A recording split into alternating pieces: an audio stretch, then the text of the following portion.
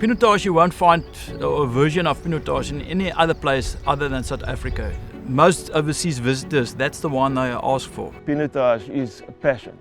It's a great variety, it's unique to South Africa. I grew up with Pinotage. Since early years, I started drinking Pinotage. Now, I don't just like Pinotage, I'm passionate about it. I've fallen in love with Pinotage since I was probably about 6-7 years old.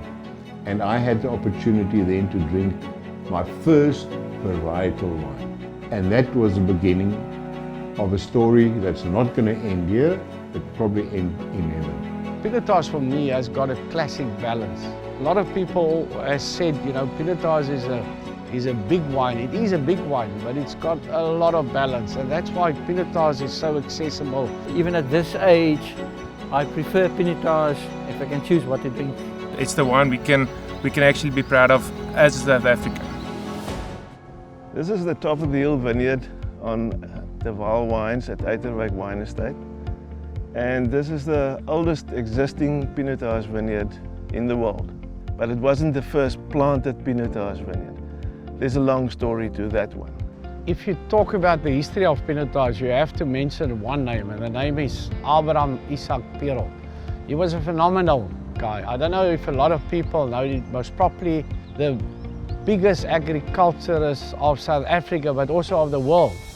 Pinotage was created by Professor Paarl in 1925 by crossing Pinot Noir with Cinsault, and it was a home experiment. He just did it in his backyard. He took the pollen of the Pinot Noir and he kept that in a refrigerator and waited for the Hermitage or Cinsault flowers to get ripe. Then he put the pollen on the flowers of the Hermitage or Cinsault and he collected the pips afterwards. Planted it, and that way got a few plants which they started, propagated. He only had 4 vines and they had to increase it to be able to make a barrel of wine.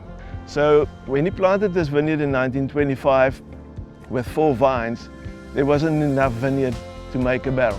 So this took 16 years until 1941, and only then, by increasing the vineyard, making it more, he had enough grapes to make a barrel. The question is always, why did Professor Paarl cross these 2 varieties? Pinot Noir is notoriously difficult to grow.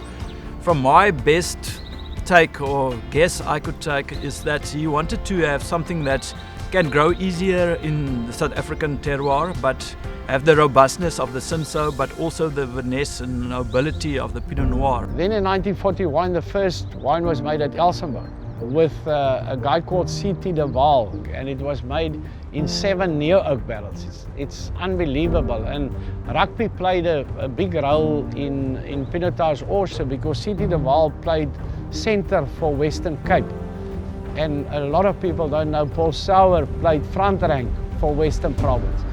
And he played together with a guy with the name of Morkel, that was a founding member of Bellevue Estate. And I don't know if this is true, but the story goes that C.T. told them that he made this wine, it's a new variety, and they must come and try it. Apparently after a rugby game, the story was told. And they must have gone over and tried it and liked it, because soon after that, Paul Sauer and P.K. Morkel decided to plant Pinotage. And the oldest block still in production currently on Kanonkop was planted by my grandfather Paul Sauer, and that goes back to 1953.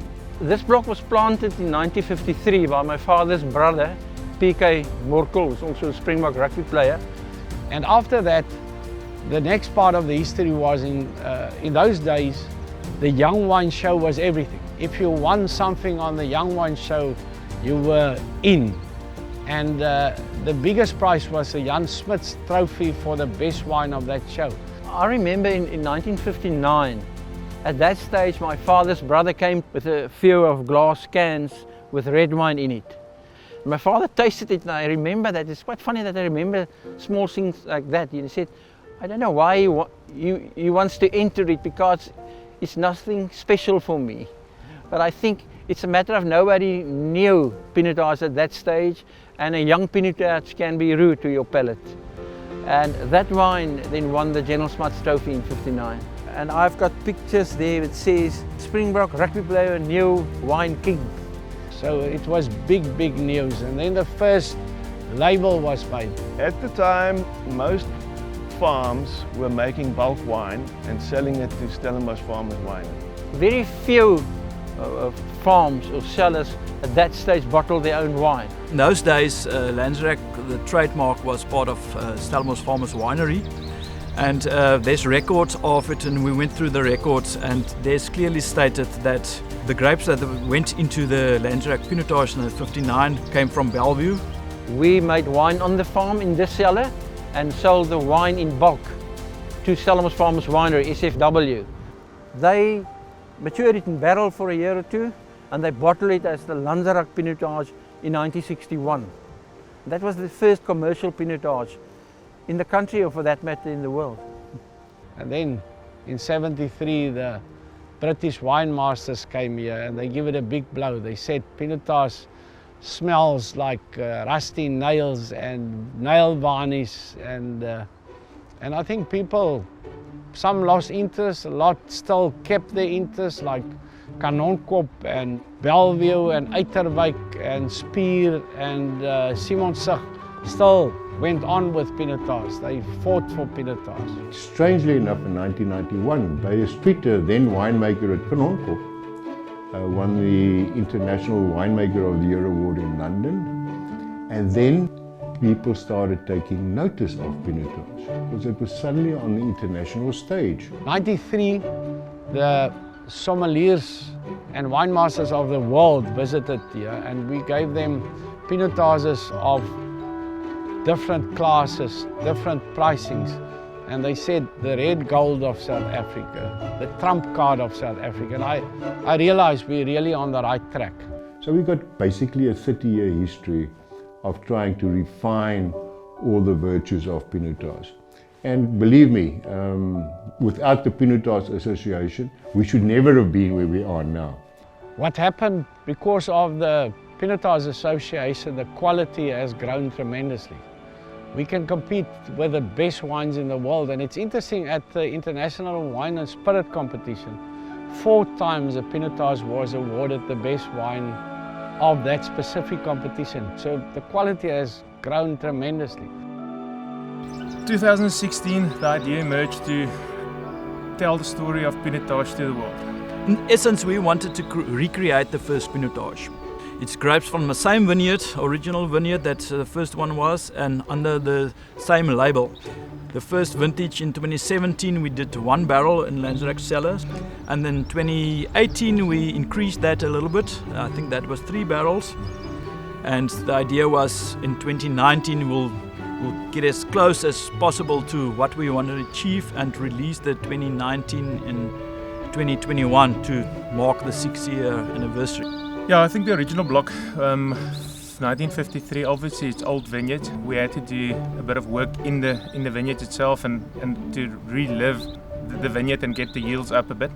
Yeah, we only did 2,200 bottles. That is pretty much the volume I think we're going to take out of that vineyard. And I think we're at a stage now where we're very happy with the vineyards. It's old bush vines. I believe that grapes and wine coming from an old block is not always better, but it's different. And to my taste, it's more elegant, it's feminine, and it's classy.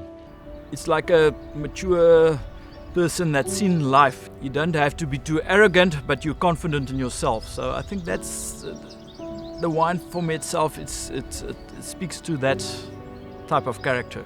It leans for me much more towards the Pinot Noir style. So it's not a big, powerful, heavy wine. It's light on its feet. You know, I think the wine is quite confident that you don't have to speak so loud.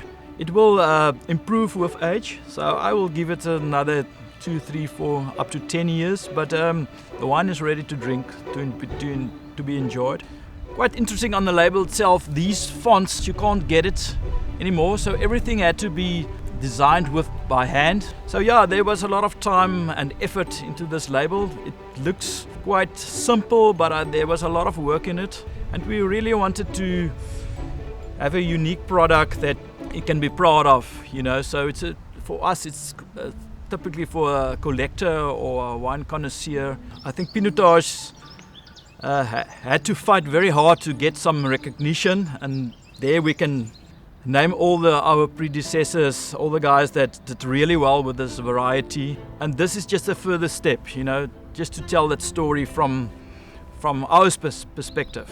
And Lanzerac and Bellevue is very much part of that story. That is where we're coming from, and we really like to continue this project and see where we can go with this, you know. We will be producing this wine for years to come. Well done on the first vintage, and may this continue for another 60 years. Great, thanks a lot. Thanks, Venan. Cheers. One thing, you know, I see the industry as a crown with a lot of jewels in it, and the jewels are like Chenin Blanc and Shiraz, Cabernet, and Pinotage is one of it. And what we want to see is that Pinotage is the shiniest jewel in the crown. We're not the only jewel, there's a lot, but Pinotage, we want to make the shiniest jewel in the crown. People are starting to take notice of Pinotage internationally, and they're starting to enjoy it. So I see a great future for Pinotage going forward. And I'm excited. I'm excited to see what's going to happen after this. And I think the whole wine region is excited about Pinotage. People should drink Pinotage, you know. It's like Everest. It's there. You have to climb it. Drink Pinotage, damn it.